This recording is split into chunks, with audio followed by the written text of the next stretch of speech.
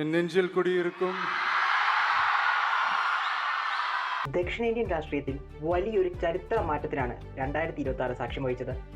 തമിഴ്നാട്ടിൽ വിജയുടെ നേതൃത്വത്തിലുള്ള തമിഴക വെട്രി കഴകം TVK കൈവരിച്ച വിജയം കേവലം ഒരു തമിഴ് രാഷ്ട്രീയ പ്രതിഭാസം മാത്രമായി കാണാൻ കഴിയില്ല.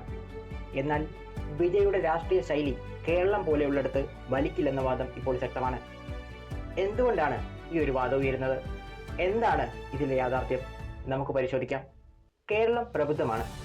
ഇവിടെ സിനിമാ താരങ്ങൾ രാഷ്ട്രീയത്തിൽ ശോഭിക്കില്ല എന്നതാണ് പ്രധാന വിമർശനം. MGRനെയും ജയലളിതയെയും സ്വീകരിച്ച തമിഴ് മണ്ണല്ല കേരളം എന്ന യുക്തിയാണ് പലരും നിരത്തുന്നത്.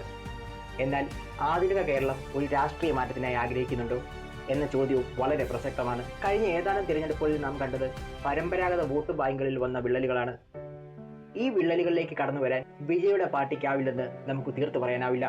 ജനങ്ങളുടെ പ്രതീക്ഷക്കൊത്തുയർന്നാൽ ഇന്ത്യയിൽ തന്നെ അതിശക്തമായ ഒരു നിലയിലേക്ക് TVK എത്തുവാനുള്ള ഭാവി തന്നെ മുന്നിൽ കണ്ടാണ് കൂടെ നിന്നവരെ പോലും വെറുപ്പിച്ച് ബഹുമാനപ്പെട്ട രാഹുൽ ഗാന്ധിയെ പോലെയുള്ളവർ വിജയ്ക്ക് കൈകൊടുത്തത്. വിജയുടെ രാഷ്ട്രീയ നയങ്ങളെ ഒന്ന് വിശകലനം ചെയ്യാം. മതേതരത്വം. തീവ്ര നിലപാടുകൾക്ക് സ്ഥാനമില്ലാത്ത കേരളത്തിൽ വിജയുടെ മതേതര മുഖം വോട്ടർമാരെ ആകർഷിക്കാൻ സാധ്യതയുണ്ട്. സാമൂഹിക നീതി. പിന്നാക്ക വിഭാഗങ്ങളുടെയും സാധാരണക്കാരുടെയും പ്രശ്നങ്ങളിൽ അദ്ദേഹം നൽകുന്ന ഊന്നൽ കേരളത്തിലെ ജനവിഭാഗങ്ങൾക്കും പ്രസക്തമാണ്. വർഷങ്ങളായി ഒരേ മുന്നണികളെ കണ്ടുമടുത്ത യുവാക്കൾക്കിടയിൽ ഒരു തേർഡ് ഓപ്ഷൻ എന്ന നിലയിൽ വിജയ്ക്ക് സ്വീകാര്യത ലഭിച്ചേക്കാം.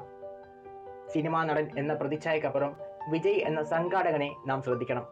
കേരളത്തിൽ കാസർഗോഡ് മുതൽ തിരുവനന്തപുരം വരെ വിജയ് മക്കൾ ഇയക്കം എന്ന ശക്തമായ ഒരു സംഘടനാ സംവിധാനം അദ്ദേഹത്തിനുണ്ട്. ജീവകാരുണ്യ പ്രവർത്തനങ്ങളിലൂടെ ജനങ്ങളിലേക്ക് ഇറങ്ങിച്ചെല്ലുന്ന ഈ ഒരു കേഡർ സംവിധാനം രാഷ്ട്രീയമായി മാറുമ്പോൾ അത് തമിഴ്നാട്ടിലെ പോലെ ഇവിടെയും ഫലപ്രദമായേക്കാം. മാറ്റം എന്നത് പെട്ടെന്നുണ്ടാകുന്ന ഒന്നല്ല, മറിച്ച് കൃത്യമായ പ്ലാനിങ്ങിലൂടെ ഉണ്ടാക്കിയെടുക്കുന്ന ഒന്നാണ്. വിജയുടെ രാഷ്ട്രീയം കേരളത്തിൽ വർക്കായില്ലെന്ന് പറയുന്നവർ യഥാർത്ഥത്തിൽ മാറ്റത്തെ തന്നെ ഭയപ്പെടുന്നവരാവണം.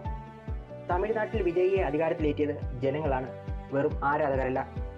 ആരാധകർ മാത്രം വിചാരിച്ചാൽ നടക്കുന്ന ഒരു കാര്യമായിരുന്നു ഇതെങ്കിൽ രാഷ്ട്രീയ പ്രവേശനം നടത്തിയിട്ടും കേവലം ഒരു സീറ്റ് പോലും നേടാനാവാത്ത സാക്ഷാൽ രജനീകാന്തിന്റെയും കമൽഹാസന്റെയും ആരാധക പിന്തുണയെപ്പറ്റി നമുക്ക് സംശയിക്കേണ്ടി വരും.